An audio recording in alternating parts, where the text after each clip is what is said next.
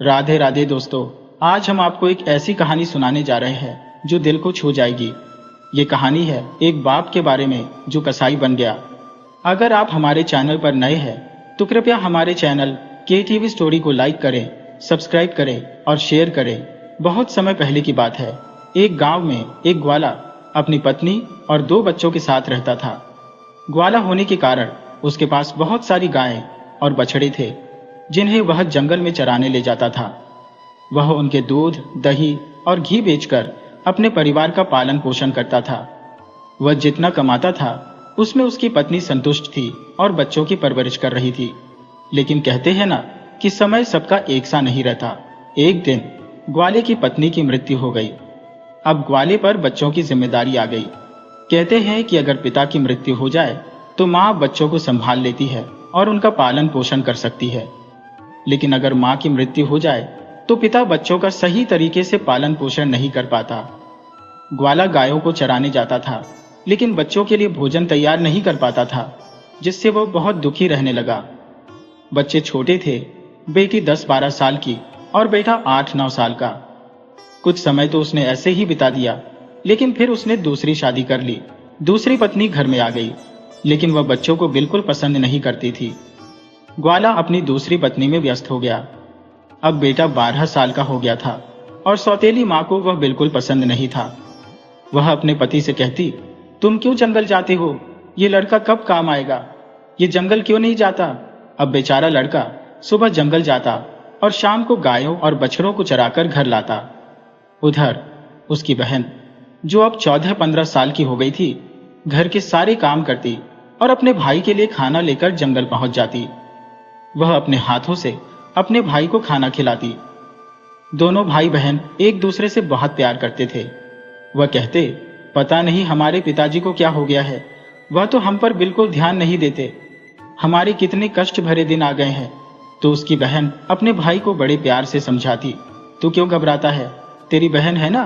और वह अपने भाई को अच्छे से दिलासा देती। उसका भाई कहता, मुझे माँ की बहुत याद आती है। अगर हमारी माँ होती तो हमें प्यार से खाना खिलाती। दोनों भाई बहन आंखों में आंसू भरकर अपनी माँ को याद करते और ऐसे ही दिन बीत रहे थे। एक दिन वह लड़का गायों को चराने के लिए जंगल गया। जंगल में एक शेर आ गया। लड़का आगे था और शेर पीछे। लड़के ने दौड़कर एक पेड़ पर चढ़ गया और शेर से कहा, शेर भाई, तुम मुझे क्यों खाना चाहते हो? तब शेर ने कहा, देखो मैं बहुत भूखा हूं, मैं तुम्हें खाऊंगा। अगर तुम नहीं चाहते कि मैं तुम्हें खाऊं तो मुझे एक गाय या बछड़ा दे दो, जिसे मैं खाकर अपनी भूख मिटा लूं। लड़का कहने लगा, शेर भाई, मैं अपनी बहन का एकमात्र सहारा हूं। मेरी बहन तो मेरे बिना रो रो कर मर जाएगी। मेरे पिता और मेरी सौतेली माता है जो हम दोनों पर बहुत अत्याचार करते हैं, लेकिन मैं अपनी बहन की उम्मीद नहीं टूटने दे सकता।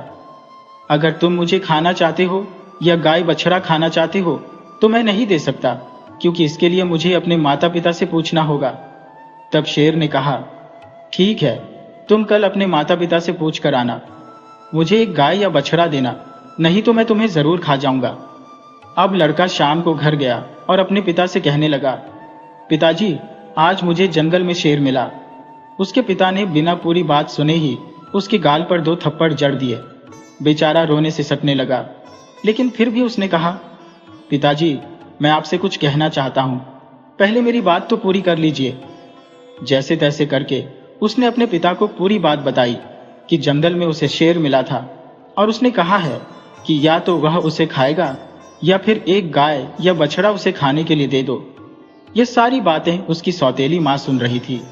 वह कहने लगी, अरे गाय बछड़ा नहीं कम होना चाहिए। पता है कितनी कीमत की गाय है, उसके दूध से ही तो हम अपना घर चलाते हैं और तेरी हमारी जिंदगी में कोई महत्व नहीं है। तो इससे अच्छा है कि तुझे ही शेर खा जाए, हमारे जीवन में कोई फर्क नहीं पड़ेगा। अगर ये गाय या बछड़ा खा गया तो कहां से लाएंगे हम गाय? ये कहकर उसकी सौतेली माँ पल्ला झाड़ लेती है। वह बेचारा गमगीन होकर अपनी बहन के पास गया। उसकी बहन ने उसे खाना खिलाया और पूछा, भैया, आज तो इतना उदास क्यों है? तब उसने कहा, बहन, आज मुझे जंगल में शेर मिला था और उसने मुझसे कहा है कि या तो मैं तुझे खाऊंगा या फिर एक गाय या बछड़ा मुझे दे दो। तब उसकी बहन उसे बड़े प्यार से समझाने लगी, भैया तू तो मेरे जीवन का आधार है, तेरे बिना तो मैं रहने की कल्पना भी नहीं कर सकती, और इस पूरे संसार में एक तू ही तो मेरा अपना है जिसे मैं अपना दुख कहती हूँ। तुझे कुछ हो गया तो मैं भी जीवित नहीं रहूंगी। तुम एक काम करना, तुम जंगल जाना और शेर से कहना कि एक बछड़े को खा ले, क्योंकि गाय रहेगी तो बछड़े और भी हो जाएंगे, क्योंकि उसके पिता ने भी उसे यही जवाब दिया था कि अगर शेर तुझे खा जाएगा तो पुत्र तो और भी पैदा हो जाएगा। ये सारी बातें उसकी बहन ने सुन ली थी, तो उसने अपने भाई को समझाया, गाय रहेगी तो बछड़े और हो जाएंगे, इसलिए तुम शेर से कहना कि बछड़े को खा ले। उसका भाई बोला, ठीक है बहन। अब वह जंगल गया तो शेर उसका इंतजार कर रहा था।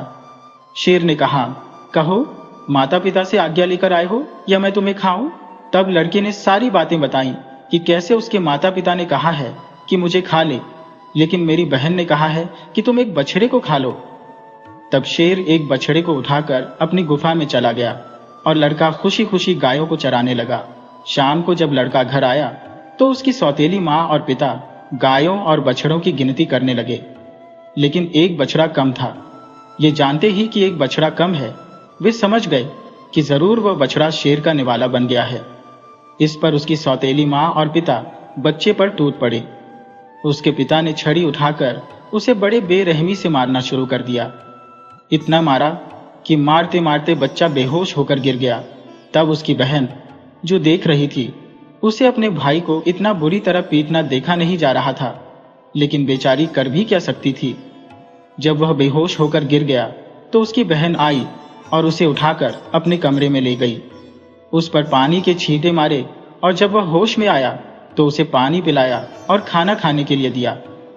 दोनों भाई बहन गले मिलकर काफी देर तक रोते रहे। तब उसकी बहन ने कहा, भैया यहां रहना तुम्हारे लिए खतरे से खाली नहीं है। एक काम करो, ये मेरी अंगूठी है जो मेरी माँ की मेरे पास निशानी है। तुम यह अंगूठी पहन लो और ये घर जल्द से जल्द 1-2 दिन में छोड़ दो। तुम कहीं भी रहकर अपना गुजारा कर सकते हो, चाहे तो जंगल से लकड़ियां लाकर उन्हें बेचकर भी अपना पेट पाल सकते हो। तो जितनी जल्दी हो यहां से निकल जाओ। तुम रहोगे तो मुझे आस रहेगी कि मेरा भैया जीवित है और किसी न किसी जिंदगी के मोड़ पर हम जरूर मिल जाएंगे। नहीं तो तुम मुझे अपना पता बता देना, मैं तुमसे मिलने वहीं आ जाया करूंगी। उसके भाई को समझ में सब बातें आ गई। वह कहने लगा, बहन तुम ठीक कह रही हो, लेकिन मैं तुझे कैसे अकेला छोड़कर जा सकता हूँ? तुम पर भी तो माँ बहुत काम करवाती है, बहुत मारती पीटती है। वह कहने लगी, भैया तू ठीक रहेगा तो मैं सब कुछ सहन कर लूंगी, लेकिन तू यहाँ से चला जा। उसका भाई उसकी बात मान लेता है और एक धागा उठाकर उसे अपनी बहन की कलाई में बांध देता है और कहता है, बहन ये मेरी निशानी है, जब भी हम मिलेंगे तो एक दूसरे को देखकर पहचान लेंगे। ये कलाई का धागा कभी टूटने मत देना। वह कहने लगी, ठीक है भाई। जब दोनों भाई बहन बातें कर रहे थे तो उनकी सौतेली माँ उनकी बातें सुन रही थी।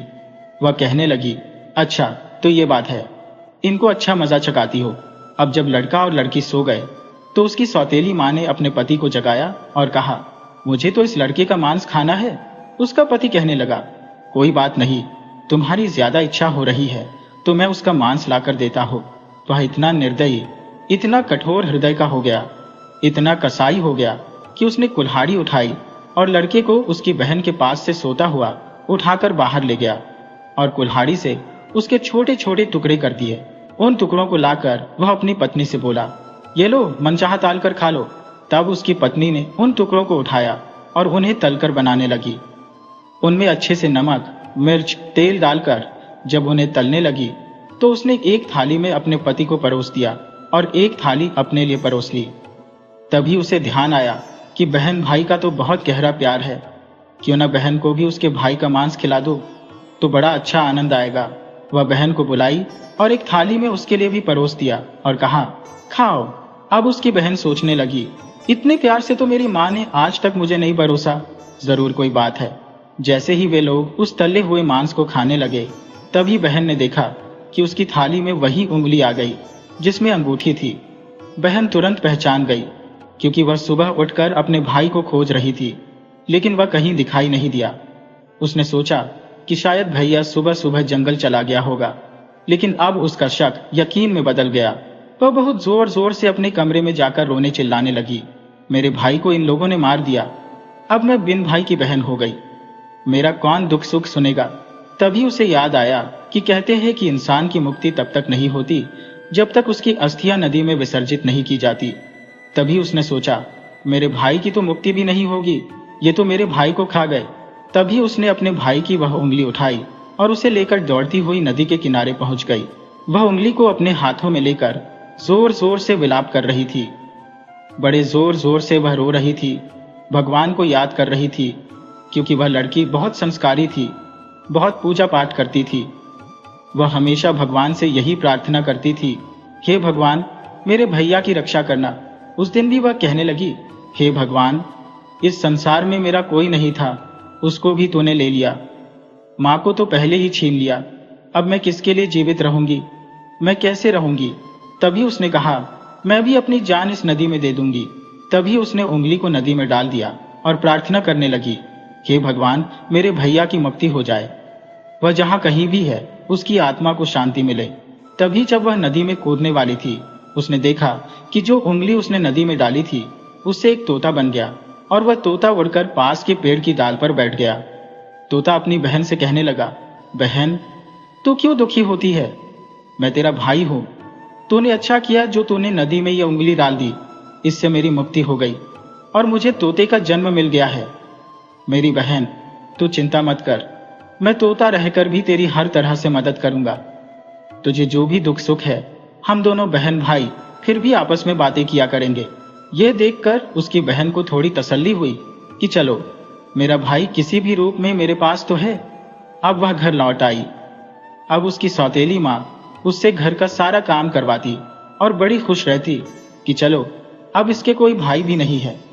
लेकिन जैसे ही उसे काम से फुर्सत मिलती, लड़की बाग बगीचे में जाती और उसका भाई उसका इंतजार करता रहता। वह उससे बातें करती, खूब देर बातें करने के बाद भाई उसके लिए अच्छे अच्छे फल देता। बहन ये खा लो। अब राखी का त्योहार आ रहा था तो वह कहने लगा, बहन तुम चिंता मत करो, अगर हमारे माता पिता तुम्हें बाग बगीचे में भी नहीं आने देते तो मैं घर के आसपास किसी जाल पर बैठा हुआ तुम्हें दिखाई दूंगा। बहन बड़ी खुश थी कि चलो उसका भाई उसका ख्याल रख रहा है, दोनों भाई बहन कम से कम बातें तो करते हैं। अब वह बहन थोड़ी शांत और खुश रहने लगी।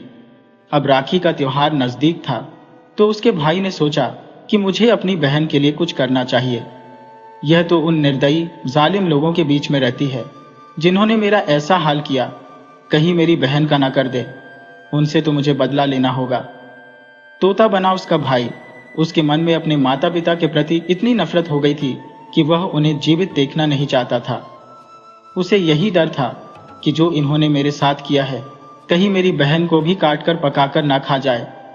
अब तोते ने सोचा कि मुझे कुछ करना पड़ेगा। उसने प्रभु से प्रार्थना की, प्रभु मेरी बहन की रक्षा करना। तभी उसे ख्याल आया और वह एक लोहार के पास पहुंचा। लोहार के पास जाकर कहने लगा, माँ पिता ने मारा, माँ ने मरवाया, बहन सरासर रोही, मुझे काटकर थाली में परोसा। बहन सरासर रोही, मैं हरियल तोता बना हो। फिर लोहार कहने लगा, रे तोते तुम क्या कह रहे हो, मेरी समझ में नहीं आ रहा। फिर तोते ने कहा, माँ ने मरवाया, पिता ने मारा, बहन सरासर रोही। अब तोते को बोलता हुआ देखकर लोहार को थोड़ा इंटरेस्ट आया कि यह तोता क्या कहना चाहता है, इसकी बात मुझे सुननी चाहिए। वह कहने लगा, तोता तो मुझे खोलकर बताओ, तुम क्या कहना चाहते हो। तब तोता कहने लगा, मैं और मेरी बहन है, एक परिवार है हमारा, जिसमें मेरे माँ है, पिता है। जो मेरी माँ मर गई तो सौतेली माँ जा गई। वह हमें बहुत कष्ट देती थी और उन्होंने मुझे काटकर थाली में पकाकर खा लिया। लोहार को बताता है तो लोहार समझ जाता है और कहता है, अरे दोस्त तुम्हारी तो बड़ी दुख भरी कहानी है, यह सुनकर तो मुझे रोना आ रहा है।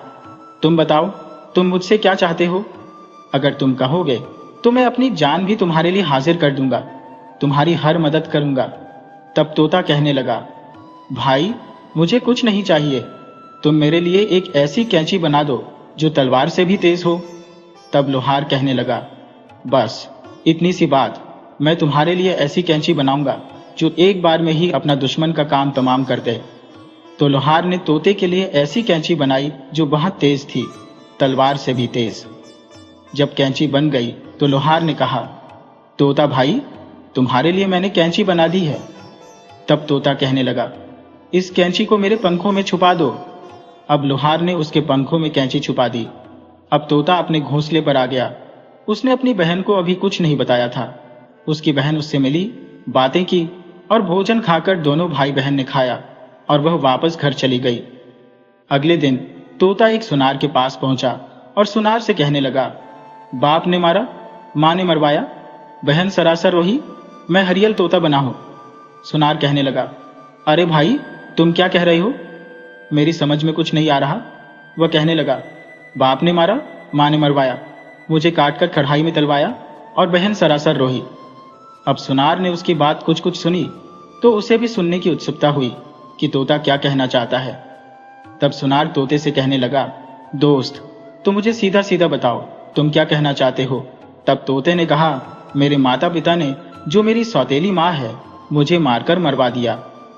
मेरे पिता ने मुझे कुल्हाड़ी से काटकर छोटे छोटे टुकड़े बनाए और कढ़ाई में तलकर दोनों माता पिता ने मुझे बड़े आनंद के साथ खाया। मेरी बहन को भी उन्होंने मुझे परोस दिया, लेकिन उसमें उंगली आ गई तो मेरी बहन ने उसे नदी में डाल दिया, जिससे मुझे तोते का जन्म मिल गया। उसकी सारी कहानी जब वह सुनार को बताता है तो सुनार को बहुत ज्यादा हमदर्दी हो जाती है और वह रोने लगता है। भाई, तेरे साथ तो बहुत बुरा हुआ, तेरी तो बहुत दुख भरी कहानी है, बता मैं तेरी क्या मदद कर सकता हूँ?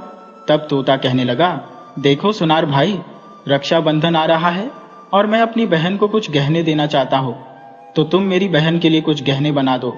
सुनार कहने लगा, बस इतनी सी बात, बताओ क्या क्या गहने बनाना है, मैं वह सब बना दूंगा।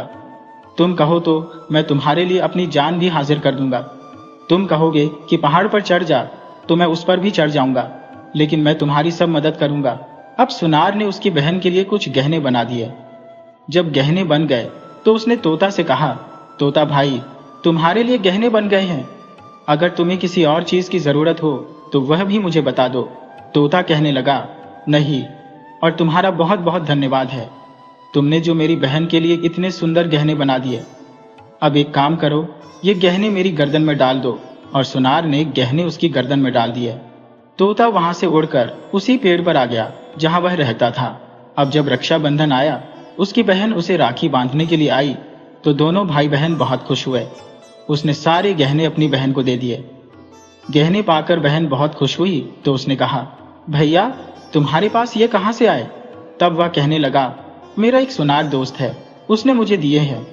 जब उसकी सौतेली माँ ने गहने देखे तो वह काजल भूल गई और उसे मारते हुए बोली, ये गहने कहां से चोरी करके लाई है?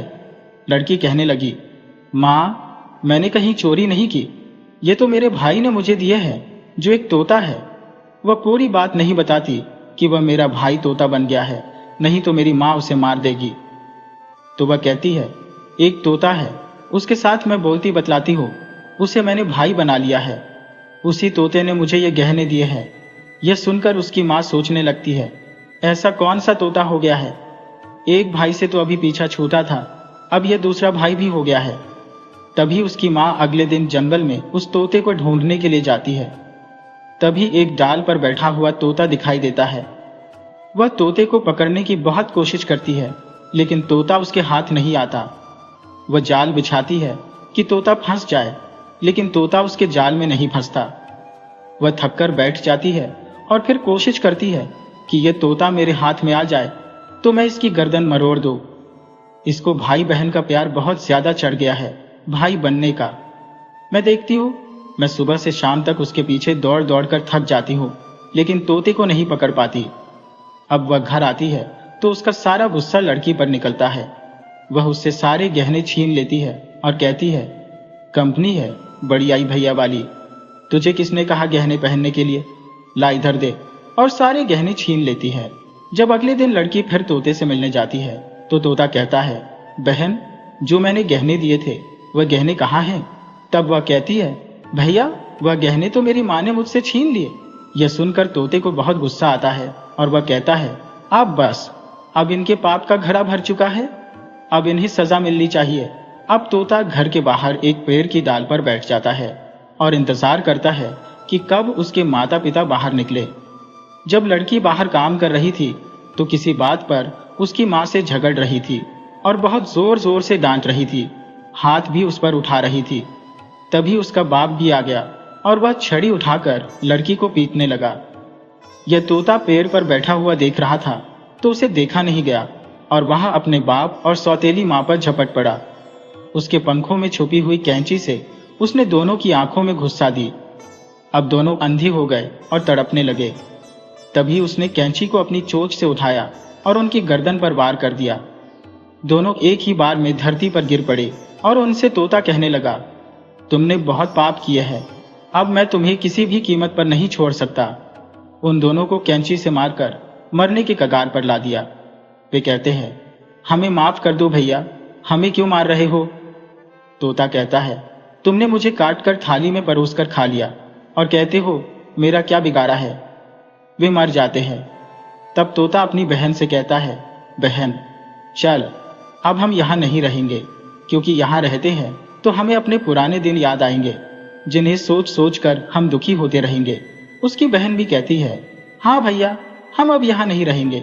दोनों भाई बहन कहते हैं, कोई हमें अलग ना कर सके। तभी ये दोनों वहां से चल देते हैं और चलते चलते एक मंदिर में पहुंच जाते हैं। अब दोनों भाई बहन उस मंदिर में रहने लगते हैं। बहन तो पहले से ही बहुत पूजा पाठ करती थी, बहुत संस्कारी थी। अब तोता भी बहुत पूजा पाठ करता है। पास में एक सरोवर था, वह अपने पंखों को गीला करके लाता है और शिवलिंग पर जल चढ़ाता है। लड़की भी माता रानी की बहुत पूजा करती है, शिव जी की पूजा करती है। ऐसे ही दिन बीत रहे थे। उनकी सच्ची श्रद्धा और भक्ति को देखकर एक दिन पार्वती माता महादेव जी से कहने लगी, देखो कितने दुखिया बहन भाई हैं, इनकी सारी कहानी देखकर तो मुझे रोना आ जाता है। कितने मन से तन से आपकी सेवा करते हैं। तब शिव जी कहने लगे, पार्वती ये तो संसार सागर है, अब किस किस का दुख भरेंगे।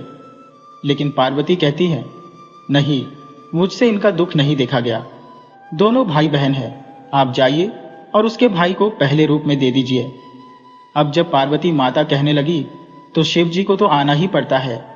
तो जब बहन पूजा कर रही थी और उसका भाई पंख में पानी लाकर शिवलिंग पर चढ़ा रहा था, तभी महादेव और पार्वती प्रकट हुए और उनसे मनचाहा वरदान मांगने के लिए कहा। तो लड़की ने कहा, मुझे कुछ नहीं चाहिए, मैं तो बस इतना चाहती हूँ कि मेरा भैया पहले की तरह पहले रूप में आ जाए और हम भाई बहन को कोई अलग ना कर सके। उसकी यह बात सुनकर महादेव और पार्वती बहुत खुश होते हैं और उन्हें वरदान देते हैं कि उसका भाई पहले जैसा हो जाए।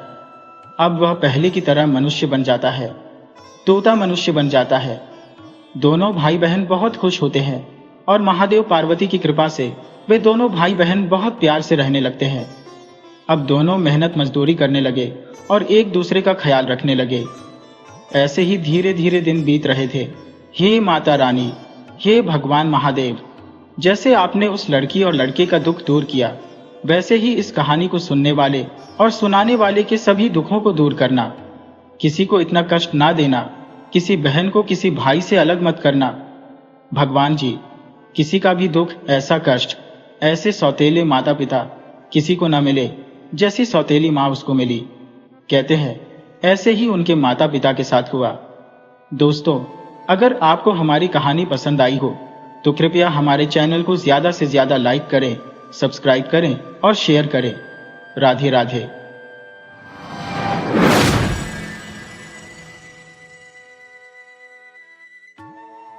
बात उस जमाने की है जब करमपुर नाम के एक राज्य पर जयंत नाम के एक राजा का राज्य था। नगर में चारों तरफ शांति ही शांति थी। राजा जयंत एक बहुत ही समझदार राजा था। उसके आसपास के राजाओं में अक्सर भयंकर युद्ध होते रहते थे, लेकिन राजा जयंत अपनी कुटिल राजनीति की मदद से अपने आसपास के राजाओं के साथ मित्रता का व्यवहार बनाकर रखता था। पड़ोसी राजा भी राजा जयंत की बात हमेशा मानते थे, जिसके चलते कई युद्ध टल चुके थे। यही वजह थी कि राजा का सम्मान आस पड़ोस के राज्य के लोग भी करते थे, और वह सम्मान करते भी क्यों ना, क्योंकि युद्ध से आज तक किसका भला हुआ है।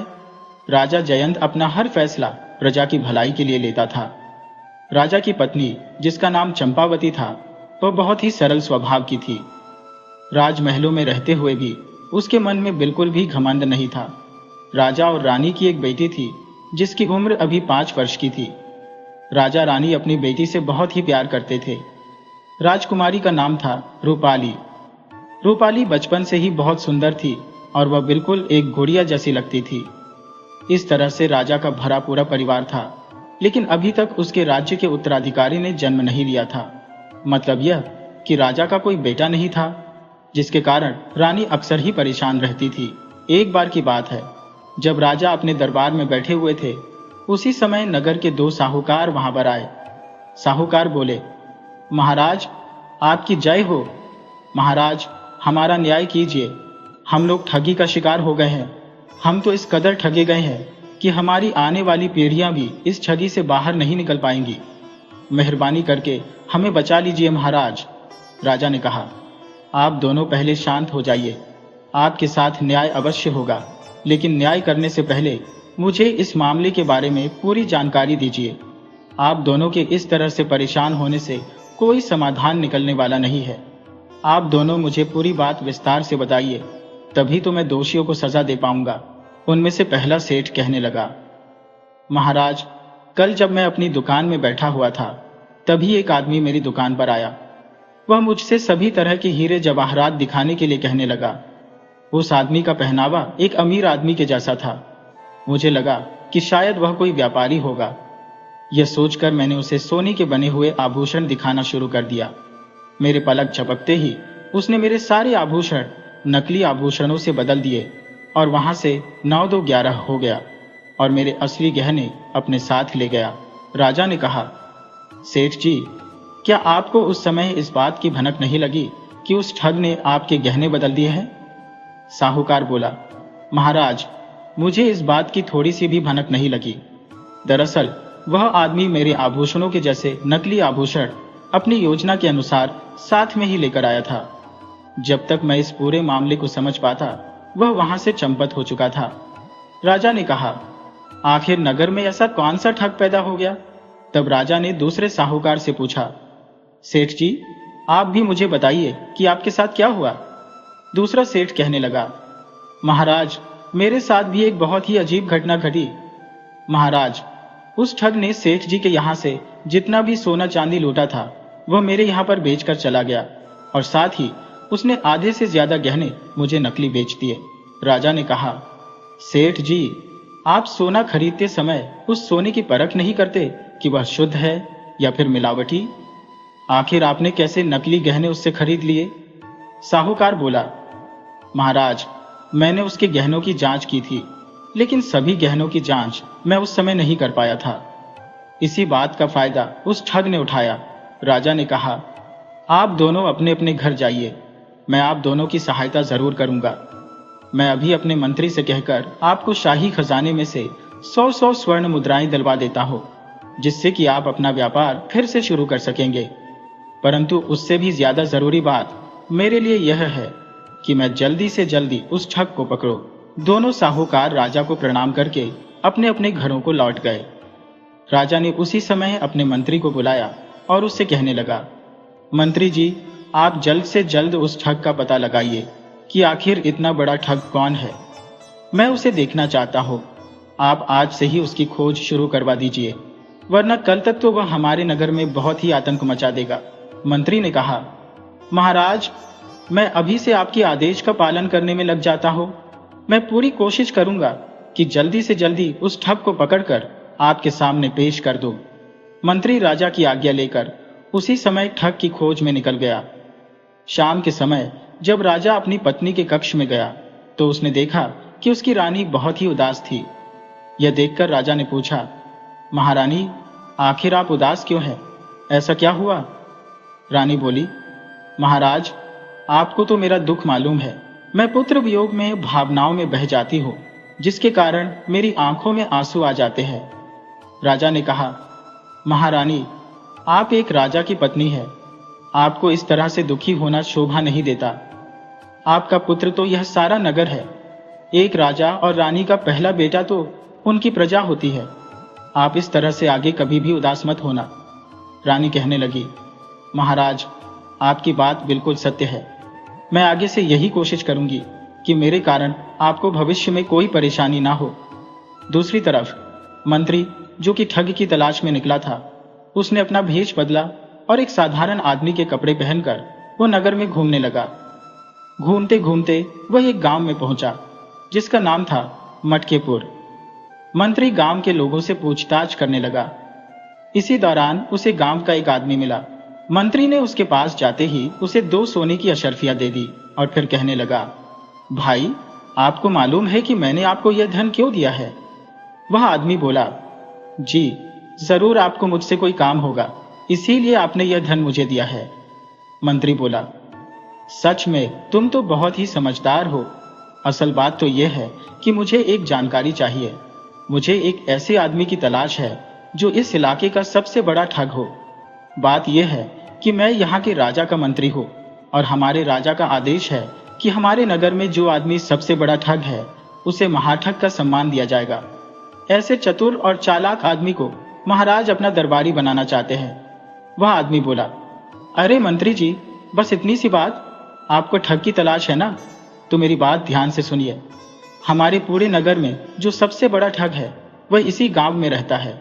उसका नाम है कनक। वह एक खानदानी ठग है। अभी हाल ही में वो शहर के 2 साहूकारों को लूट कर आया है। ये सम्मान उसके अलावा किसी और को देना उचित नहीं रहेगा। इसका हकदार तो सिर्फ वही है। मंत्री समझ गया कि उसकी मंजिल अब मिल चुकी थी। वो तुरंत उस ठग का पता पूछकर ठग के घर की तरफ चल दिया। लेकिन मन ही मन में उसने यह विचार किया कि इस आदमी की तरह वो ठग तो इतना मूर्ख नहीं होगा। अगर मैंने उससे यही झूठ बोला तो वह तुरंत मेरे झूठ को पकड़ लेगा। उसके साथ मुझे ठग विद्या का ही प्रयोग करना होगा। मुझे उसको दरबार तक ले जाने के लिए कोई नई कहानी गढ़नी पड़ेगी। वह मन ही मन में कुछ योजना बनाते हुए ठग के घर पहुंच गया। उसने दरवाजे पर आवाज लगाई, अरे भाई, कोई घर पर है तो जरा बाहर आओ। अंदर से ठग जनेश्वर अपने दरवाजे पर आया। उसने कहा, बताइए, आप कौन हैं और आपको किससे मिलना है? मंत्री बोला, मुझे जनेश भाई से मिलना है। उनसे कुछ काम है, एक बहुत ही जरूरी काम। जनेश्वर बोला, तुम्हारे सामने इस समय जनेश ही खड़ा है। कहो तुम्हें मुझसे क्या काम है? मंत्री जी बोले, जनेश्वर भाई, सारी बातें इस तरह से खुले में नहीं की जा सकती। आजकल तो बातें भी हवा में उड़कर लोगों में फैल जाती हैं। जनेश्वर बोला, अगर ऐसी बात है तो चलिए अंदर आ जाइए। मंत्री अंदर चला गया। तब जनेश ने कहा, तो अब बताओ भाई, क्या बात है? मंत्री बोला, भाई जनेश्वर, सबसे पहले तो मैं तुम्हें अपना परिचय दे दूं। मेरा नाम फोगटमल है और मैं तुम्हारे पड़ोस के ही राज्य का निवासी हूँ। मैं एक महाशातिर ठग हूँ। मेरे राज्य से मुझे देश निकाला दे दिया गया है। मैं अभी इस राज्य में एक कमरा लेकर रह रहा हूँ। जनेश ने कहा, बात को गोल गोल मत घुमाओ, ये बताओ कि तुम मेरे यहाँ पर क्यों आए हो? मंत्री बोला, अरे भाई जनेश, मैं तुम्हारे किस्से सुनकर तुम्हारे पास आया हूँ कि तुम बहुत ही शातिर ठग हो, लेकिन तुम तो एक नंबर के डरपोक दास निकले। अच्छा, मैं चलता हूँ। मैं तो सोच रहा था कि हम दोनों मिलकर अपनी ठग विद्या से कोई नया कांड करेंगे, लेकिन लगता है कि मैं गलत जगह पर आ गया हूँ। यह सुनकर जनेश ने मुस्कुराते हुए कहा, भाई, तुम बिल्कुल सही जगह पर आए हो। दरअसल मैं ही इस राज्य का सबसे बड़ा ठग हूँ। मैंने तो बड़े बड़े सेठों को ठगा है, लेकिन राजा और उसके आदमियों को अभी तक इस बात की भनक नहीं लगी। मंत्री ने मन ही मन में सोचा, अरे धूर्त, तो कितना बड़ा ठग है, ये तो राज दरबार में ही पता चलेगा। और फिर मंत्री बोला, भाई जनेश्वर, तुम मेरी योजना को समझ लो। दरअसल मैं चाहता हूं कि यह रोज रोज का धंधा ही खत्म हो जाए। हम दोनों मिलकर एक ही बार में इतना बड़ा हाथ मारेंगे कि सारी जिंदगी बैठकर खाएंगे। कनक के मन में अब लालच आ गया और वह बोला, अरे भाई, जल्दी बताओ, भला ऐसी कौन सी तरकीब है? मंत्री ने कहा, उसके लिए हमें राज दरबार में चलना होगा। मैंने वहां पर सारा इंतजाम कर दिया है। बस हमें वहां पर जाना है और कुछ दिनों तक राजा के महल में नौकरी करनी है। मेरे ही गिरोह के 2-3 आदमी राजा के वहां पर पहले से ही मौजूद रहेंगे। कुछ दिन तक वहां पर नौकरी करने के बाद हम वहां का सारा माल लेकर चंपत हो जाएंगे। जनेश्वर ने कहा, भैया, तो देर किस बात की है? चलो हम लोग महल की तरफ चलते हैं। इसके बाद मंत्री जनेश्वर को लेकर राजमहल में जा पहुंचा। जब वे दोनों राजा के सामने गए तो कनक पहली बार जिंदगी में राजा के सामने आया था। वह मन ही मन में बहुत ही खुश भी था, लेकिन उसके पांव तले से जमीन तब खिसक गई जब उसने अपने साथी को एक मंत्री के रूप में बदलते हुए देखा। महल में पहुंचकर मंत्री ने कहा, सैनिकों, गिरफ्तार कर लो इस आदमी को। यह इस नगर का सबसे बड़ा ठग कनक है। इसके बाद मंत्री ने राजा से कहा, महाराज, आप इस ठग को सजा सुनाइए। राजा ने कहा, धूर्त आदमी, तू इस तरह से ठगी करता है? तुझे मालूम नहीं कि मैं अपने नगर में चोर बदमाशों को नहीं रहने देता? यह सब देखकर कनक घबरा गया और हाथ जोड़कर कहने लगा, महाराज, मुझे माफ कर दीजिए। मैं ठगा हुआ धन अभी वापस लौटा दूंगा, लेकिन आप मुझे सजा मत दीजिए। आज के बाद मैं सारे गलत काम छोड़ दूंगा, क्योंकि अब मेरी आंखें खुल चुकी हैं। राजा ने कहा, यह तो अच्छी बात है कि तुम सारे गलत काम छोड़ दोगे, लेकिन जो गलत काम तुम कर चुके हो उसकी सजा तो तुम्हें भुगतनी ही पड़ेगी। और तुम्हारे लिए सजा यह है कि तुम इसी वक्त यह राज्य छोड़कर चले जाओ। तुम्हें देश निकाला दिया जाता है, तुम्हारा घर और संपत्ति जब्त कर ली जाएगी, और तुम अब सारी जिंदगी इस राज्य में कभी पांव मत रखना, वरना तुम्हें मृत्यु दंड दे दिया जाएगा। राजा की बात सुनकर ठग कनक घबरा गया और वह राज्य छोड़कर वहां से दूसरे राज्य की तरफ चला गया। कनक के चले जाने के बाद मंत्री ने कहा, महाराज, आपने यह एक गलत फैसला ले लिया। आपको इस ठग को सजा के तौर पर अपने कारागार में बंद करवा देना चाहिए था, क्योंकि भविष्य में यह खुले सान की तरह हम पर हमला कर सकता है, हमें कोई नुकसान पहुंचा सकता है। राजा ने कहा, अरे मंत्री जी, आप इस बात की चिंता न करें। भला इस ठग की क्या मजाल कि यह हमें कोई नुकसान पहुंचाए। दूसरी तरफ कनक उस नगर को छोड़कर दूसरे राज्य में प्रवेश कर चुका था। उसके मन में राजा के लिए बहुत ही क्रोध आ रहा था, लेकिन वह राजा का कुछ बिगाड़ नहीं सकता था। चलते चलते उसे एक संत का आश्रम मिला। उस आश्रम में कई साधु रहते थे। जनेश के मन में यह ख्याल आया कि मुझे राजा से बदला तो लेना है, और उसके लिए मुझे कोई नई तरकीब सोचनी होगी। क्यों ना मैं भी इस आश्रम में आसरा ले लूं और मैं भी एक साधु बन जाऊं। उसके बाद उस राजा से मैं अपने अपमान का बदला लूंगा। तब कनक उसी आश्रम में रहने लगा। इसी तरह से कुछ साल बीत गए। एक दिन राजा जयंत अपनी पुत्री को उसके नाना से मिलवाने के बाद वापस जब अपने राज्य लौट रहा था, तो वह उसी जंगल से गुजरा जहां पर उन साधुओं का आश्रम था। जब राजा ने साधुओं का आश्रम देखा तो उसने सोचा, क्यों ना साधु महाराज का आशीर्वाद लेते चलें, और अपनी पुत्री के साथ वह साधु महाराज के आश्रम में चला गया और उनसे आशीर्वाद प्राप्त किया। इस समय तक कनक, जो कि साधु के वेश में वहां पर रह रहा था, उसकी नजर राजा और उसकी बेटी पर पड़ गई। कनक ने राजा को पहचान लिया और उसे यह भी मालूम पड़ गया कि उसके साथ उसकी बेटी है। लेकिन राजा उस ठग को नहीं पहचान पाया, क्योंकि वह ठग एक साधु के वेश में था। जब जनेश ने राजा की बेटी को देखा तो मन ही मन में उसकी नीयत में खोट आ गया। वह सोचने लगा, मुझे किसी भी तरह से राजा की बेटी को हथियाना होगा।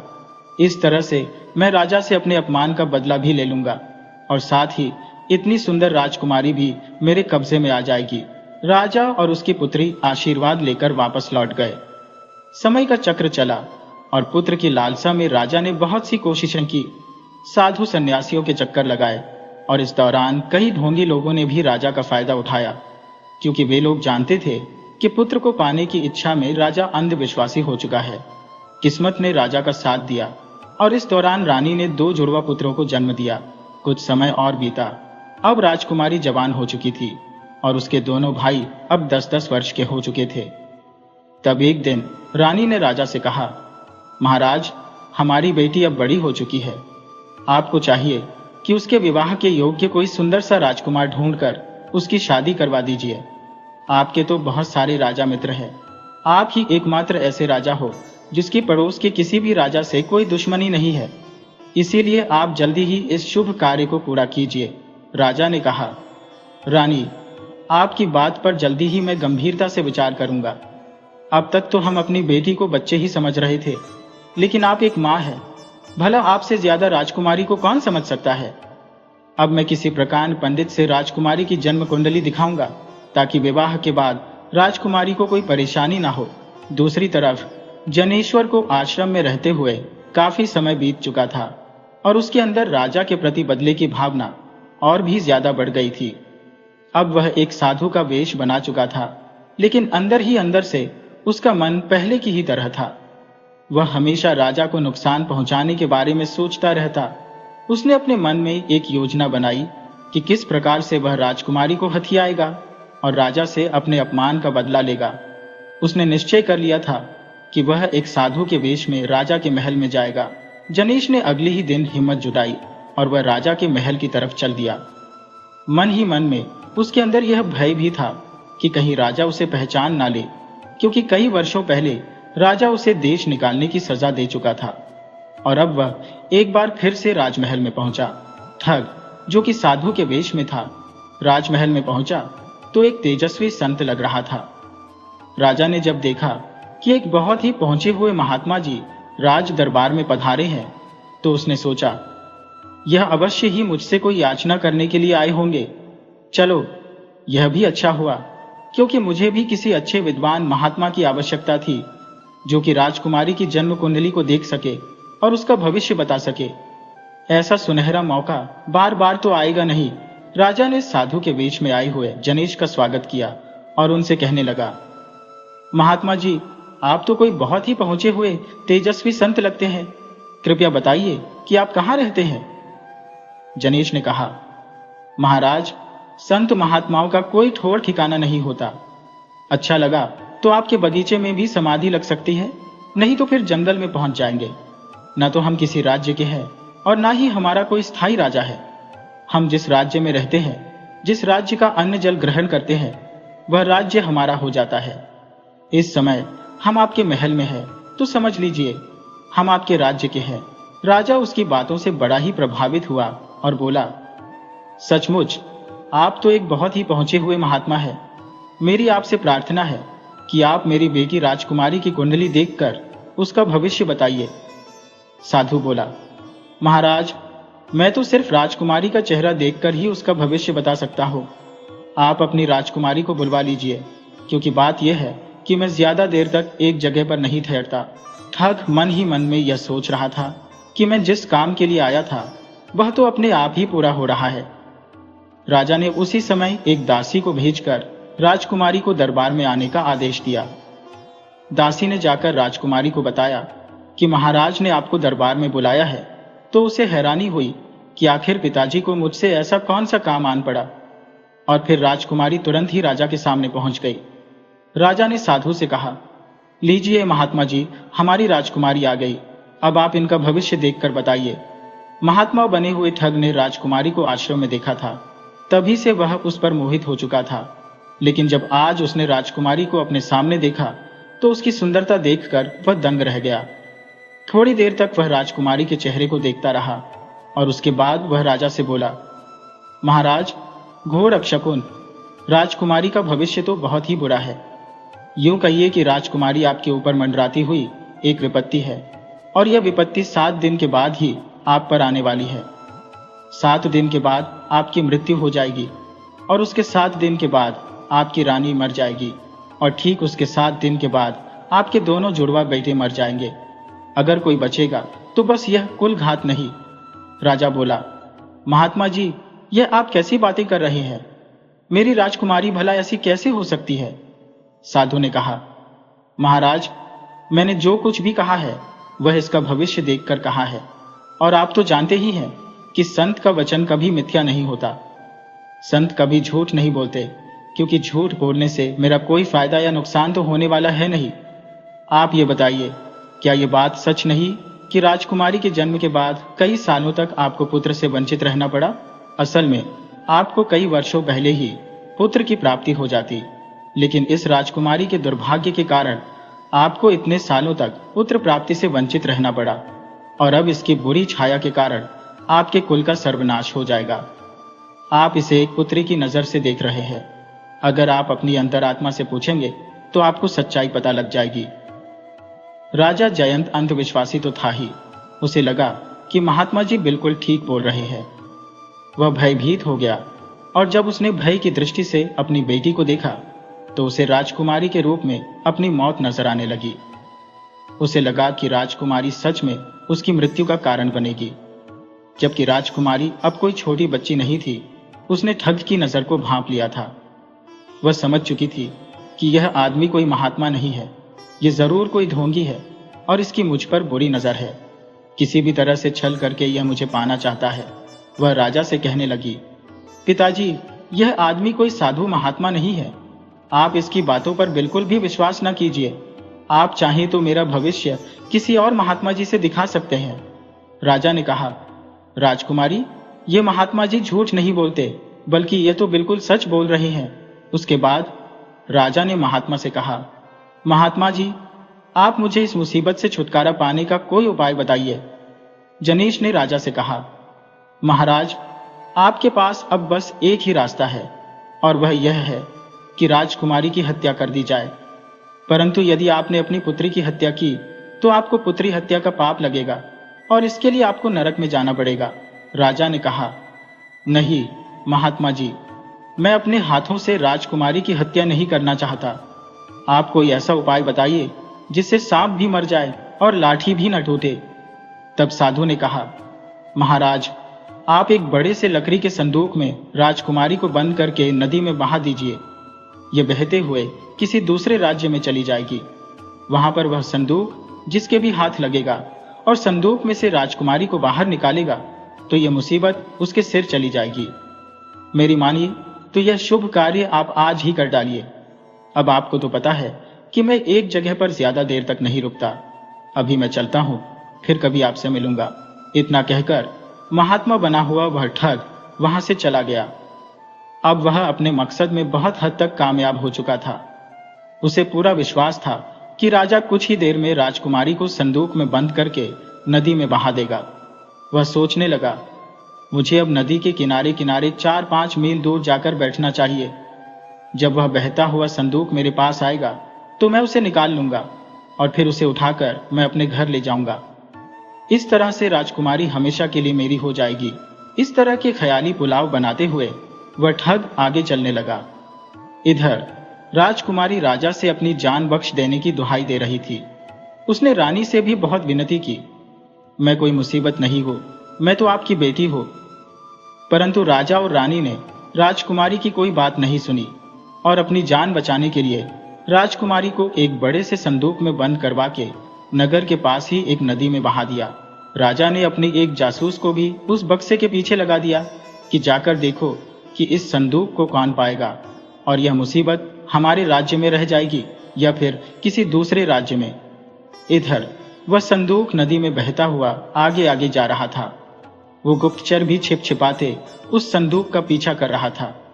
तभी उसने देखा कि एक राजा अपने सैनिकों के साथ शिकार करके लौट रहा था। प्यासा होने के कारण वह जल पीने के लिए नदी में उतर गया। अचानक उसकी नजर उस बहते हुए संदूक पर पड़ी। उसने अपने सैनिकों को आदेश दिया कि संदूक को बाहर निकाल कर लाया जाए। सैनिक संदूक को नदी से बाहर ले आए। राजा ने संदूक को बड़े ही ध्यान से देखा। संदूक पर लगे हुए ताले के साथ उसकी चाबी भी थी। चाबी लगाकर संदूक को खोला गया। संदूक खोलने पर राजा चौंक गया। उसके अंदर तो एक बहुत ही सुंदर लड़की थी और वह भी बिल्कुल ठीक ठाक। राजा सोचने लगा, शायद कुछ देर पहले ही किसी ने इसे बहाया होगा।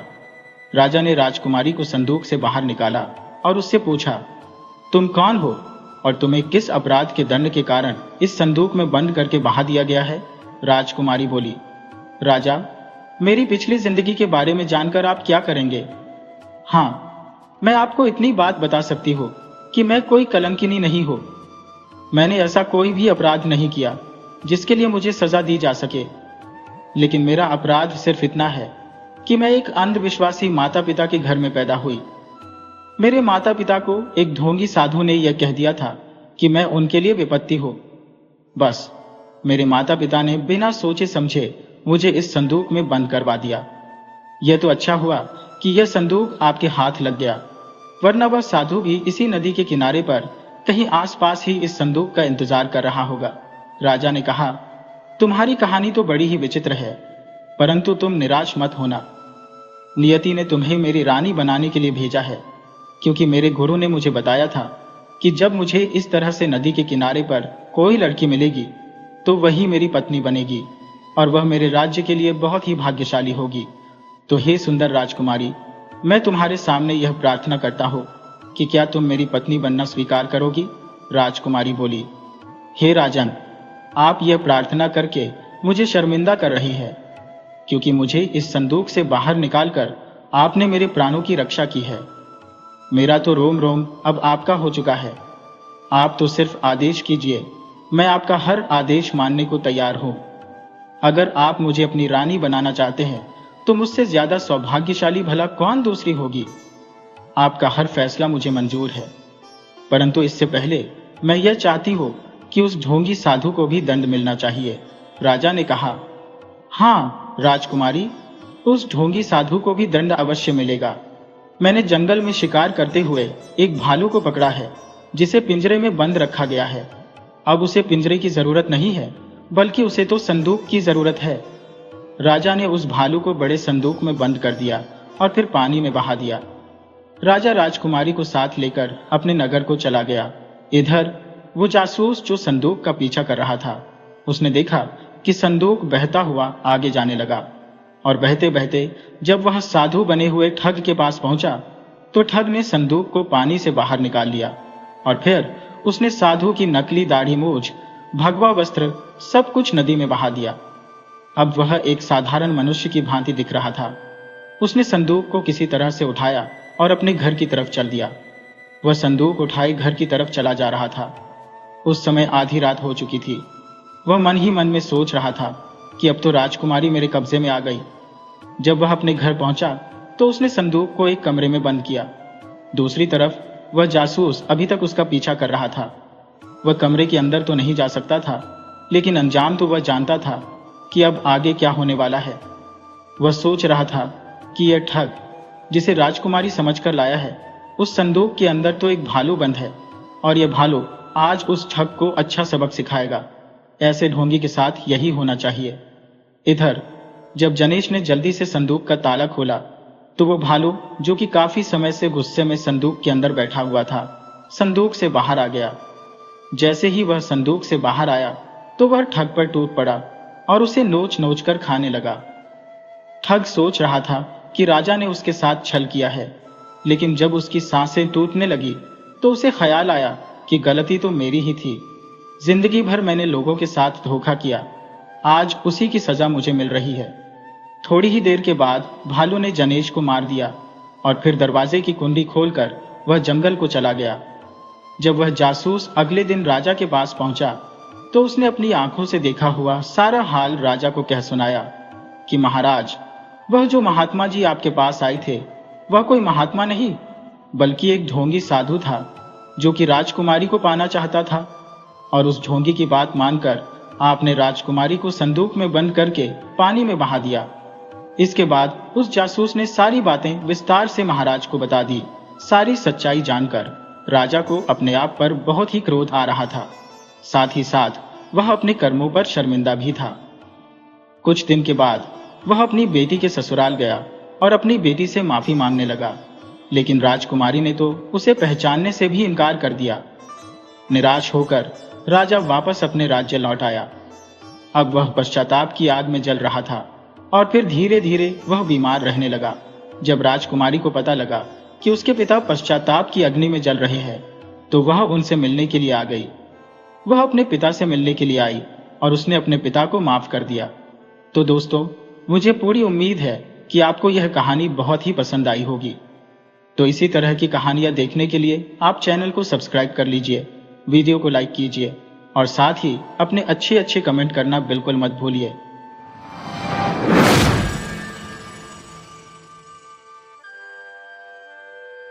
एक समय एक गांव में एक धनी किसान रहता था।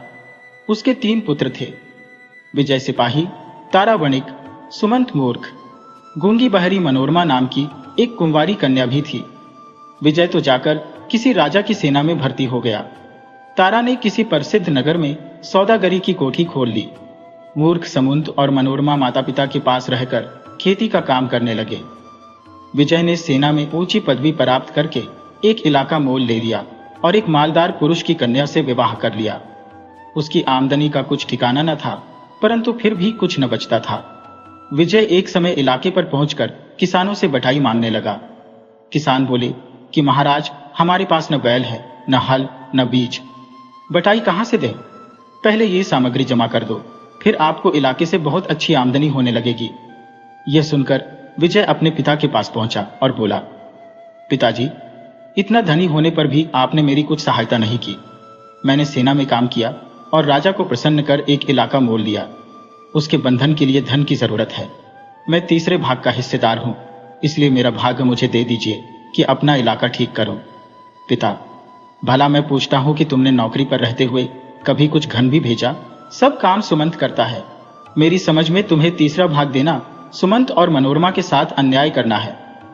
विजय, सुमंत तो मूर्ख है, मनोरमा गूंगी और बाहरी है। उन्हें धन का क्या काम है? वे धन से क्या लाभ उठा सकते हैं? पिता, अच्छा, सुमंत से पूछ लो।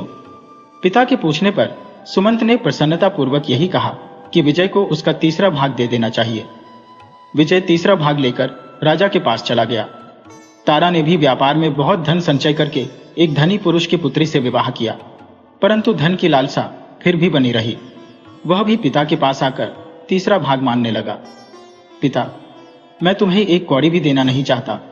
विचारो तो, तुमने सौदागरी की कोठी खोलकर इतना धन इकट्ठा किया, कभी पिता को भी पूछा? यहां जो कुछ है सब सुमंत की कमाई का फल है। उसका पेट काटकर तुम्हें दे देना अनुचित है। तारा, मूर्ख सुमंत को धन लेकर करना ही क्या है?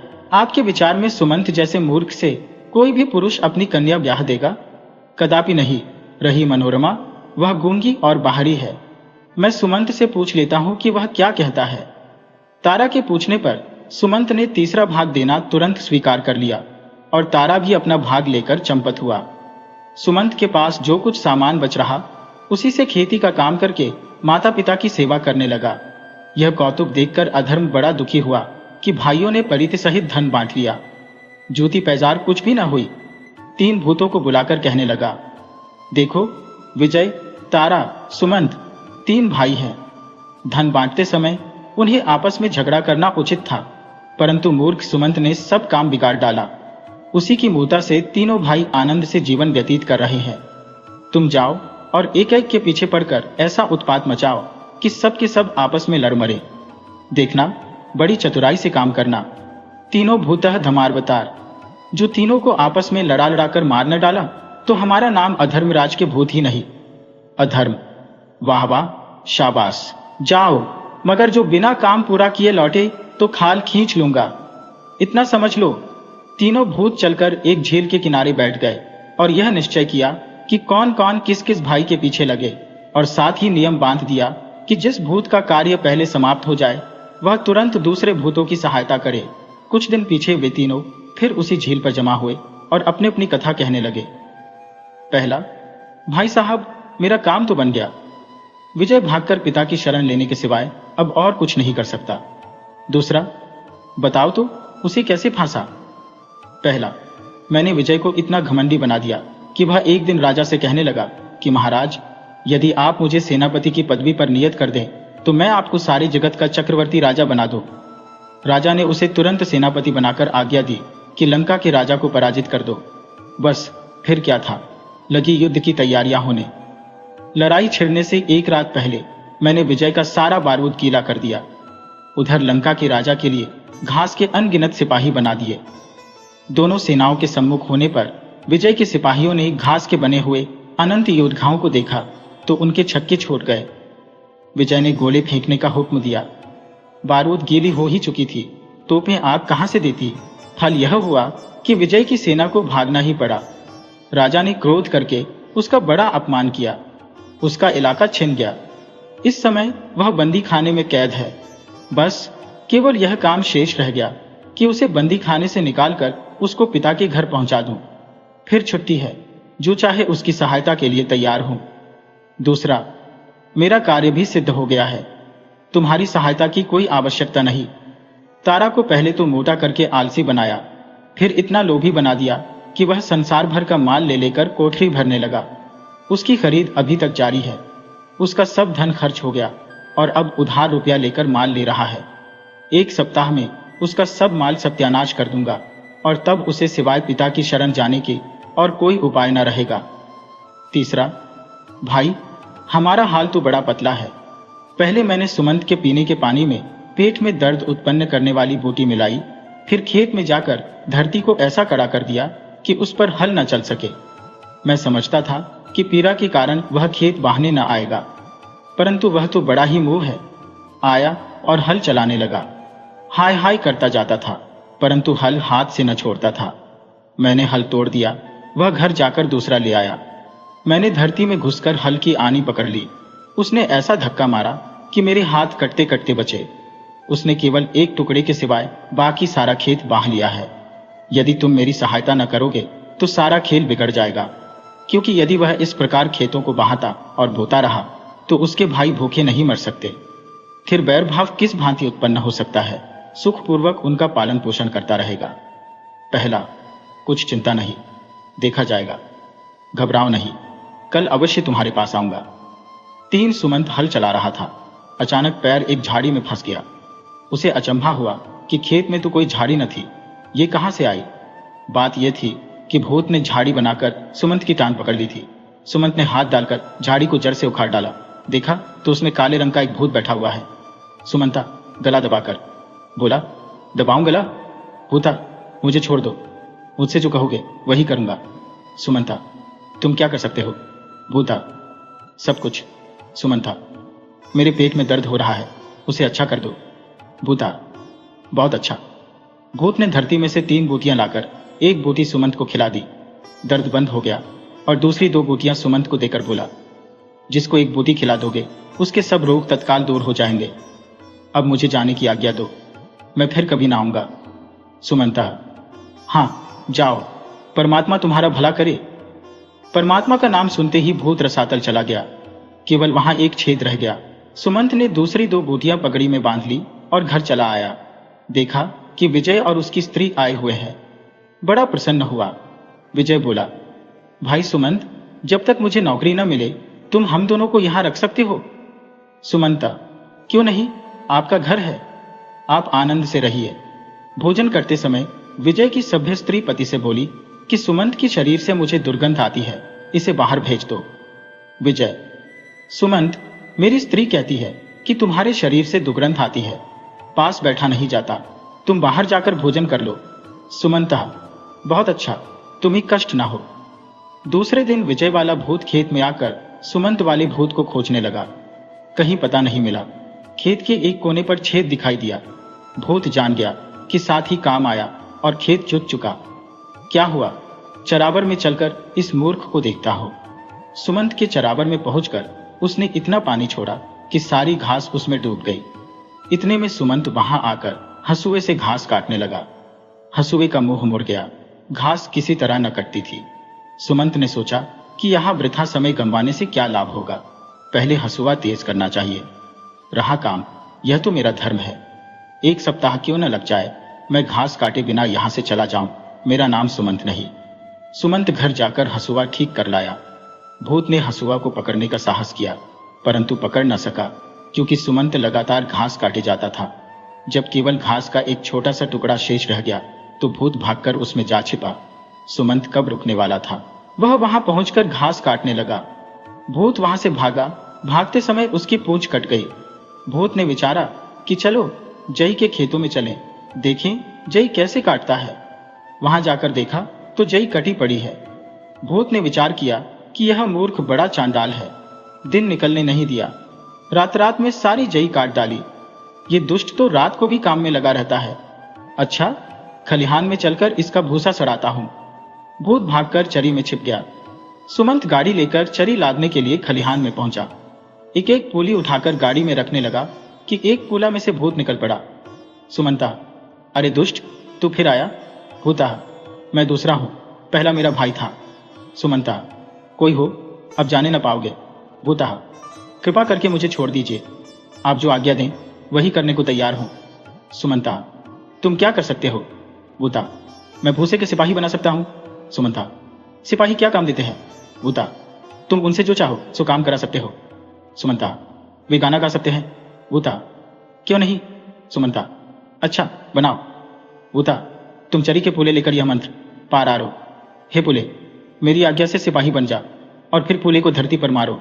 सिपाही बन जाएगा। सुमंत ने वैसा ही किया।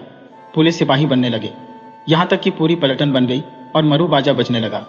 सुमंता हंसकर, वाह भाई वाह, यह तो खूब तमाशा है, इसे देखकर बालक बहुत प्रसन्न होंगे।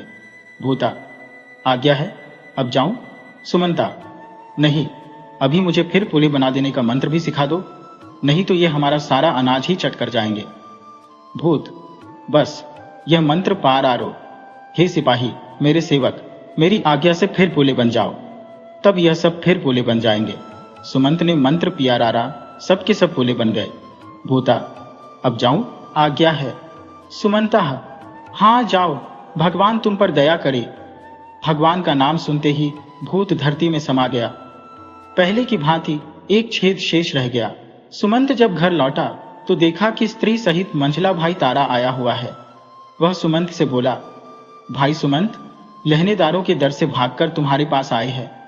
जब तक कोई रोजगार न करे यहां ठहर सकते हैं कि नहीं? सुमंता, क्यों नहीं, घर किसका और मैं किसका, आप आनंद से रहिए। भोजन परसे जाने पर तारा की स्त्री ने तारा से कहा कि मैं गंवार के पास बैठकर भोजन नहीं कर सकती। तारा, भाई सुमंत, मेरी स्त्री तुमसे घिन करती है, बाहर जाकर भोजन कर लो। सुमंता, अच्छी बात है, आपका चित्त प्रसन्न चाहिए। दूसरे दिन तारा वाला भूत सुमंत को दुख देने के वास्ते खेत में पहुंचकर साथियों का ढूंढने लगा, पर किसी का पता न चला। खोजते खोजते एक छेद तो खेत के कोने में मिला, दूसरा खलिहान में। उसे मालूम हो गया कि दोनों के दोनों यमलोक जा पहुंचे। अब मुझे से इस मूर्ख की बनेगी, देखो कहां बचकर जाता है। अतः वह सुमंत की खोज लगाने लगा। सुमंत उस समय मकान बनाने के वास्ते जंगल में वृक्ष काट रहा था। दोनों भाइयों के आ जाने से घर में आदमियों के लिए जगह न थी। भाई यह चाहते थे कि अलग अलग मकान में रहे, इसलिए मकान बनाना आवश्यक हो गया था। भूत वृक्ष पर छतकर शाखाओं में बैठ सुमंत के काम में विघ्न डालने लगा। सुमंत कब टलने वाला था, संध्या होते होते उसने कई वृक्ष काट डाले। अंत में उसने उस वृक्ष को भी काट दिया जिस पर भूत छा बैठा था। टहनियां काटते समय भूत उसके हाथ में आ गया। सुमंता, है तुम फिर आ गए? भूता, नहीं नहीं, मैं तीसरा हूं, पहले दोनों मेरे भाई थे। सुमंता, कुछ भी हो, अब मैं नहीं छोड़ने का। भूता, तुम जो कुछ कहोगे वही करूंगा, कृपा करके मुझे जान से न मारिए। सुमंता, तुम क्या कर सकते हो? भूता, मैं वृक्ष के पत्तों से सोना बना सकता हूं। सुमंता, अच्छा बनाओ। भूत ने वृक्ष के सूखे पत्ते लेकर हाथ से मले और मंत्र पियारार कर सोना बना दिया। सुमंत ने मंत्र से किया और सोना देखकर प्रसन्न हुआ।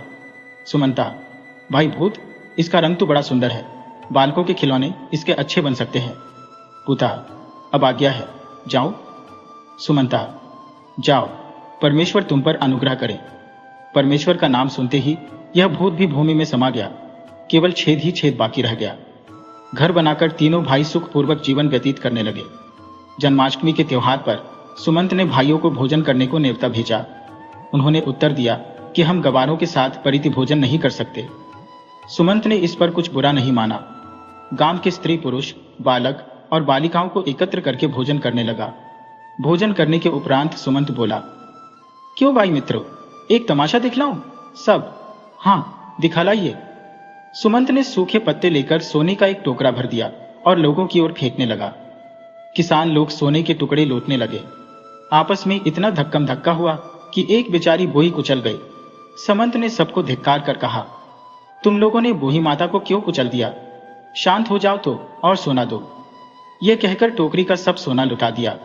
फिर सुमंत ने स्त्रियों से कहा कि कुछ गाओ। स्त्रियां गाने लगी। सुमंत, हूं, तुम्हें गाना नहीं आता? स्त्रियां, हमें तो ऐसा ही आता है, और अच्छा सुनना हो तो किसी और को बुला लो। सुमंत ने तुरंत ही भूसे के सिपाही बनाकर पलटन खड़ी कर दी। बैंड बजने लगा। गंवार लोगों को बड़ा ही अचंभा हुआ। सिपाही बड़ी देर तक गाते रहे। तब सुमंत ने उनको फिर भूसा बना दिया और सब लोग अपने अपने घर चले गए। प्रातःकाल विजय ने यह चचार सुनी तो हाफता हाफता सुमंत के पास आया। बोला, भाई सुमंत, यह सिपाही तुमने किस रीति से बनाए थे? सुमंता, क्यों, आपको क्या काम है? विजय, काम की एक ही कही, सिपाहियों की सहायता से तो हम राज्य जीत सकते हैं। सुमंता, यह बात है, तुमने पहले क्यों नहीं कहा? खलिहान में चलिए, वहां चलकर जितने कहो उतने सिपाही बना देता हूं, परंतु शर्त यह है कि उन्हें तुरंत ही यहां से बाहर ले जाना, नहीं तो वे गांव का गांव चट कर जाएंगे। अतएव खलिहान में जाकर उसने कई पलटने बना दी और पूछा, बस कि और? विजय प्रसन्न होकर, बस बहुत है, तुमने बड़ा एहसान किया। सुमंता, एहसान की कौन सी बात है, अब के वर्ष भूसा बहुत हुआ है, यदि कभी टोटा पड़ जाए तो फिर आ जाना, फिर सिपाही बना दूंगा। अब विजय धरती पर पांव नहीं रखता था। सेना लेकर उसने तुरंत युद्ध करने के वास्ते प्रस्थान कर दिया। विजय के जाते ही तारा भी आ पहुंचा और सुमंत से बोला, भाई साहब, मैंने सुना है कि तुम सोना बना लेते हो। हाय हाय, यदि थोड़ा सा सोना मुझे मिल जाए तो मैं सारे संसार का धन खींच लूं। सुमंता, अच्छा, सोने में यह गुण है, तुमने पहले क्यों नहीं कहा? बतलाओ, कितना सोना बना दो? तारा, 3 टोकरे बना दो। सुमंत ने 3 टोकरे सोना बना दिया। तारा, आपने बड़ी दया की। सुमंता, दया की कौन बात है, जंगल में पत्ते बहुत हैं, यदि कमी हो जाए तो फिर आ जाना, जितना सोना मांगोगे उतना ही बना दूंगा। सोना लेकर तारा व्यापार करने चल दिया। विजय ने सेना की सहायता से एक बड़ा भारी राज्य विजय कर लिया। उधर तारा के धन का भी पारावार न रहा। एक दिन दोनों में मुलाकात हुई, बातें होने लगी। विजय, भाई तारा, मैंने तो अपना राज्य अलग बना लिया और अब चयन करता हूं, परंतु इन सिपाहियों का पेट कहां से भरूं? रुपये की कमी है, सदैव यही चिंता बनी रही है। तारा, तो क्या आप समझते हैं कि मुझे चिंता नहीं है? मेरे धन की गिनती नहीं, पर उसकी रखवाली करने को सिपाही नहीं मिलते, बड़ी विपत्ति में पड़ा हूं। विजय, चलिए सुमंत मूर्ख के पास चलें, मैं तुम्हारे वास्ते थोड़े से सिपाही बनवा दूं और तुम मेरे लिए थोड़ा सा सोना बनवा दो। तारा, हाँ ठीक है, चलिए। दोनों भाई सुमंत के पास पहुंचे। विजय, भाई सुमंत, मेरी सेना में कुछ कमी है, कुछ सिपाही और बना दो। सुमंता, नहीं, अब मैं और सिपाही नहीं बनाता। विजय, पर तुमने वचन जो दिया था, नहीं तो मैं आता ही क्यों? कारण क्या है, क्यों नहीं बनाते? सुमंता, कारण यह कि तुम्हारे सिपाहियों ने एक मनुष्य को मार डाला। कल जब मैं अपना खेत जोत रहा था तो पास से एक अर्थी देखी। मैंने पूछा, कौन मर गया? एक स्त्री ने कहा कि विजय के सिपाहियों ने युद्ध में मेरे पति को मार डाला।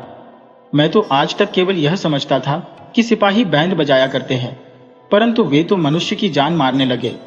ऐसे सिपाही बनाने से तो संसार का नाश हो जाएगा।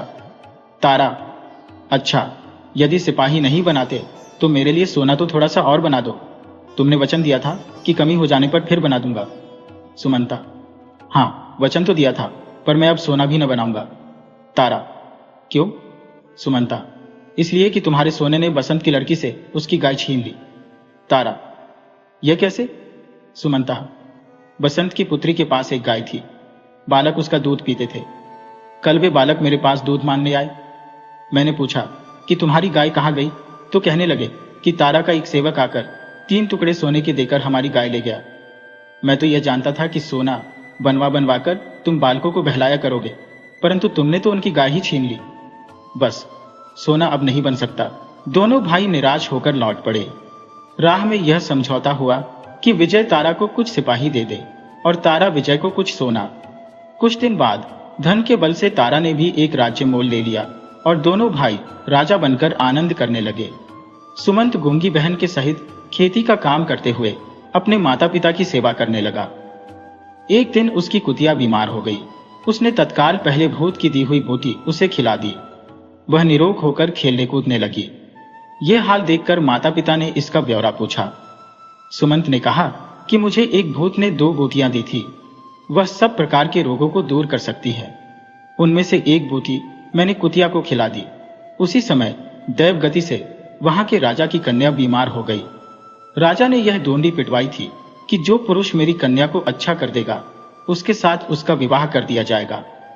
माता पिता ने सुमंत से कहा कि यह तो बड़ा अच्छा अवसर है, तुम्हारे पास एक बूटी बची है, जाकर राजा की कन्या को अच्छा कर दो और उम्र भर चैन करो। सुमंत जाने पर राजी हो गया। बाहर आने पर देखा कि द्वार पर कंगाल बोई खड़ी है।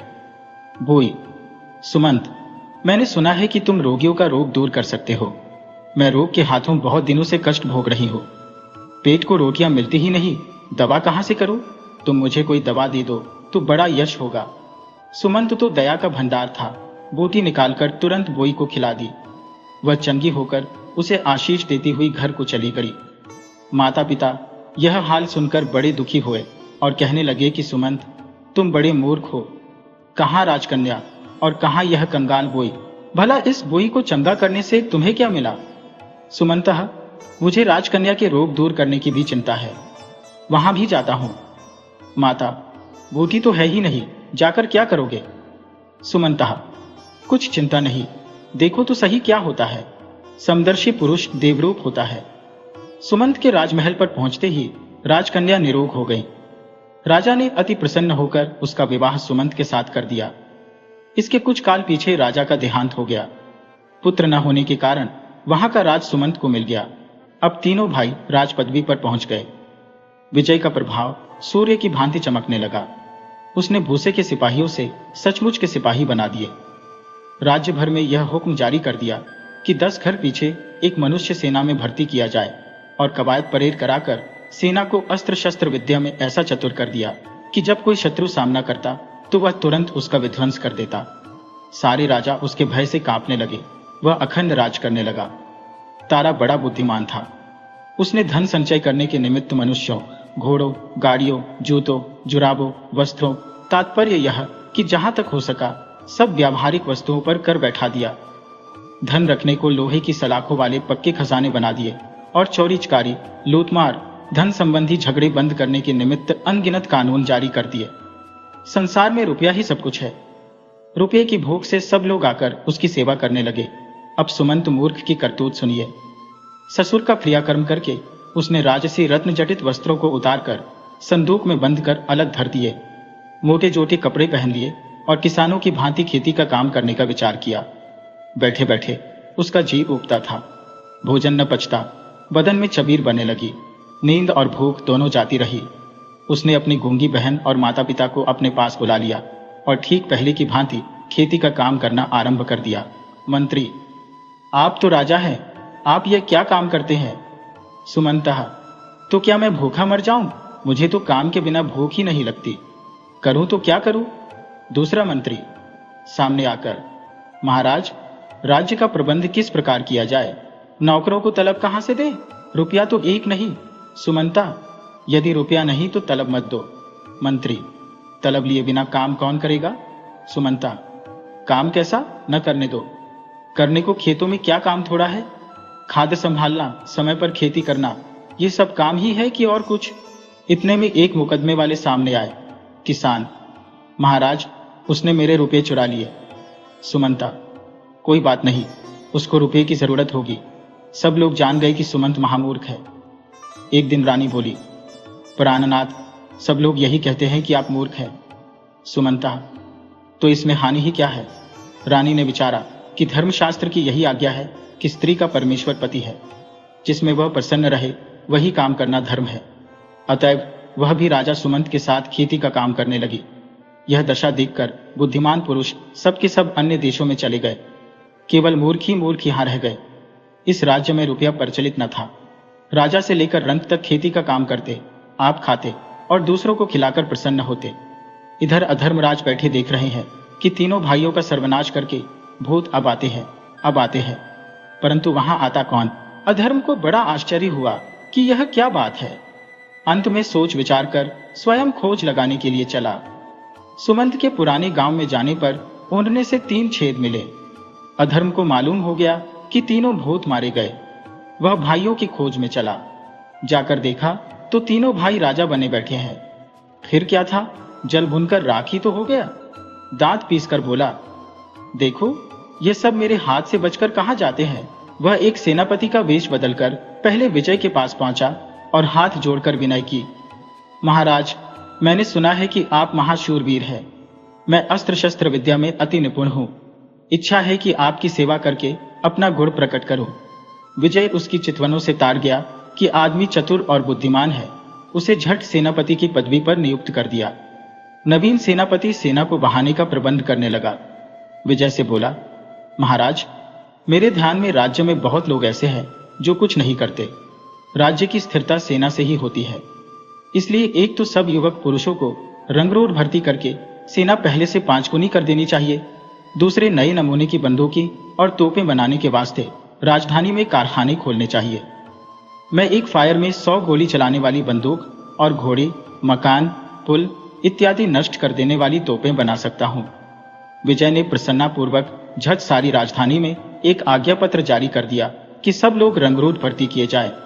नए नमूने की तोपें और बंदूकें बनाने के वास्ते जगह जगह कारखाने खोल दिए। युद्ध की समस्त सामग्री जमा होने पर पहले उसने पड़ोसी राजा को जीता, फिर मैसूर के राजा पर छाई का डांका बजा दिया। पर सौभाग्य से मैसूर के राजा ने विजय का सारा वृत्तांत सुन रखा था। विजय ने तो पुरुषों को ही भर्ती किया था, उसने स्त्रियों को भी सेना में भर्ती कर लिया। नए से नए नमूने की बंदूकें और तोपें बना डाली। सेना विजय से चौगुनी कर दी और नवीन कल्पना यह की कि बम के ऐसे गोले बनाए जाएं जो आकाश से छोड़े जाएं और धरती पर फटकर शत्रु की सेना का नाश कर दें। विजय ने समझा था कि पड़ोसी राजा की भांति छिन में मैसूर के राजा को जीतकर उसकी राज्य छीन लूंगा, परंतु यहां रंगत ही कुछ और हुई। सेना अभी गोली की मार में भी नहीं पहुंची थी कि शत्रु की सेना की स्त्रियों ने आकाश से बम के गोले बरसाने आरंभ कर दिए। विजय की सारी सेना काई की भांति फट गई। आधी वहीं काम आई, आधी भयभीत होकर भाग गई। विजय अकेला क्या कर सकता था, भागते ही बनी। मैसूर के राजा ने उसके राज्य पर अपना अधिकार कर लिया। विजय का सर्वनाश करके अधर्म तारा के राज्य में पहुंचा और सौदागर का वेश धारण करके वहां एक कोठी खोल दी। जो पुरुष कोई माल बेचने आता उसे चौगुने पचगुने दाम पर ले लेता। शीघ्र ही वहां की प्रजा मालदार हो गई। तारा यह हाल देखकर बड़ा प्रसन्न हुआ और कहने लगा कि व्यापार बड़ी वस्तु है। इस सौदागर के आने से मेरा कोष धन से भर गया, किसी बात की कमी नहीं रही। अब तारा ने एक महल बनाना शुरू किया। उसे विश्वास था कि रुपये के लालच से राज, मजदूर, मसाला सब कुछ सामग्री शीघ्र ही मिल जाएगी, कोई कठिनाई न होगी। परंतु राजा का महल बनाने के वास्ते कोई न आया। अधर्म सौदागर के पास रुपये की गिनती न थी। उसकी अपेक्षा राजा उससे अधिक मजूरी और दाम नहीं दे सकता। उसका महल न बन सका। तारा को साधारण मकान में ही रहना पड़ा। इसके पीछे उसने एक बाग लगाना आरंभ किया। उस सौदागर ने तालाब खुदवाना शुरू कर दिया। सब लोग रुपया अधिक होने के कारण सौदागर के वश में थे। राजा का काम कोई न करता था। बाग भी बीच में ही रह गया। शीतकाल आने पर तारा ने ऊनी वस्त्र आदि खरीदने का विचार किया। सारा संसार छान डाला। जहां पूछा यही उत्तर मिला कि सौदागर ने कोई वस्त्र नहीं छोड़ा, सारे के सारे खरीद कर ले गया। यहां तक कि रुपये के प्रभाव से अधर्म ने राजा के सब नौकर अपने पास खींच लिए। राजा भूखों मरने लगा। क्रुद्ध होकर उसने सौदागर को अपनी राजधानी से निकाल दिया। अधर्म ने सीमा पर जाकर डेरा जमाया। तारा को कुछ करते धरते नहीं बनता था। उसे उपवास किए 3 दिन बीत चुके थे कि विजय आकर सम्मुख खड़ा हो गया। विजय, भाई तारा, मैं तो मर चुका। मेरी सेना, राजपाट सब नष्ट हो गया। मैसूर के राजा ने मेरी राजधानी पर अपना अधिकार कर लिया। भागकर तुम्हारे पास आया हूं, मेरी कुछ सहायता कीजिए। तारा, सहायता की एक ही कही, यहां आप अपनी जान पर आ बनी है। उपवास किए 3 दिन हो चुके हैं, खाने को अन्न तक तो मिलता नहीं। तुम्हारी सहायता किस प्रकार करूं?